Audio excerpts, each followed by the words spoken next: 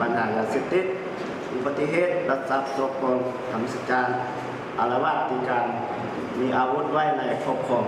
ย่อมง่ายเส้นทางของประชาชนปัญหาที่ดินหนี้สินในตอนเช้าของวันที่24กรกฎาคมปี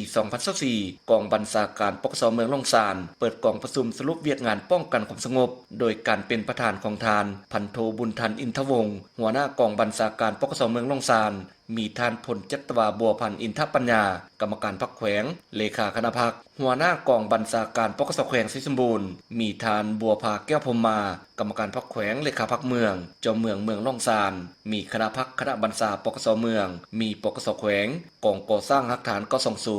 ปกส3กุมภาพันธ์แขกถึกเซินตลอดฮอดนายและพลตำรวจทั่วกองบัญชาการปกสเมืองเข้าร่วมในครั้งนี้ในกองประชุมทานพันโทลีบลงไสยสางหัวหน้าแผนกห้องการปกสเมืองได้ขึ้นผ่านทางบทสรุปการเคลื่อนไหวสีนำพาเวียกงานวิสาเฉพาะหอบด้านของกองบัญชาการปกสเมืองในตลอดระยะ6เดือนต้นปี2024ที่ผ่านมาเห็นได้ว่านายและพลตำรวจทุกสหายแม้นมีแนวคิดการเมืองหนักแน่นปฏิบัติมติคำสั่งระเบียบกฎหมายของคันเทิงได้อย่างเข้มงวดจึงสามารถเฮ็ดสำเร็จหน้าที่เวียกงานในหลายด้านโดยติดพันกับแผนงาน4เนื้อใน4ขัดหมาย41โครงการของกระทรวงวางออกในระยะผ่านมามีคดีอาญาเกิดขึ้นทั้งหมด4เรื่องกักตัวผู้ถูกหาได้9คนหญิง1คนมีคดียาเสพติดเกิดขึ้น4เรื่องกักตัวผู้ถูกหาได้6คนหญิง1คนยึดของกลางประเภทยาบ้าได้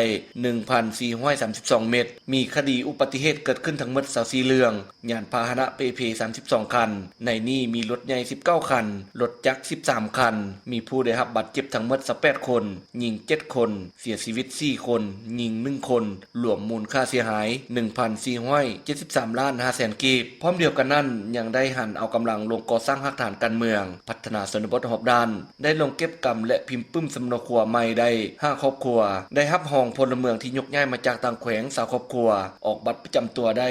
446บัตรเก็บกู้อาวุธเซิกได้1กระบอกมอบอาวุธเซิกให้ห้องสำเนาครัวและก่อสร้างหลักฐานปกสแขวงจำนวน14กระบอกมอบให้ห้องพลาปกสแขวงจำนวน2กระบอกพร้อมลูกปืน21ลูกจากนั้นผู้เข้าร่วมกองประชุมได้พร้อมกันแลกเปลี่ยนประกอบความคิดเห็นใส่หางบทสรุปด้วยความรับผิดชอบสูงและภาวะวิสัยเพื่อแนวใช้แก้ไขด้านข้อคงค้างเพื่อตอบสนองหน้าที่เวียกงานในเฉพาะหน้าและยาวนานจากนั้นคณะประธานกองประชุมได้พร้อมกันโอ้ลมและได้แสดงความย่องยอสมเสยในการจัดตั้งปฏิบัติสีนำพาเวียกงานวิชาเฉพาะในแต่ละขั้นของกองบัญชาการปกสเมืองล่องซานในระยะผ่านมาสืบต่อเอาใจใส่ต้องห่วมความสามัคคีและแก้ไขบรรดาข้ออ่อนข้อคงค้างเพื่อสามารถตอบสนองความเห็นของต้องการของหน้าที่วิชาเฉพาะในระยะใหม่ให้มีผลสำเร็จปฏิบัติตามแนวทางป้องกันชาติป้องกันความสงบสืบต่อปฏิบัติหน้าที่การเมืองและวิชาเฉพาะของตนที่ได้รับการมอบหมายนำพาชี้นำกำลังให้มีน้ำใจรักชาติ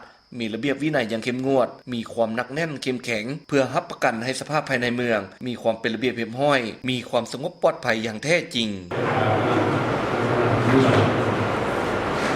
สำนึกมือชาติมีต้นทุนอย่างสูงเยี่ยมกระสหายคณะพรรคคณะกรรมการตลอดต่อสถานการณ์แก้ทุกเชิง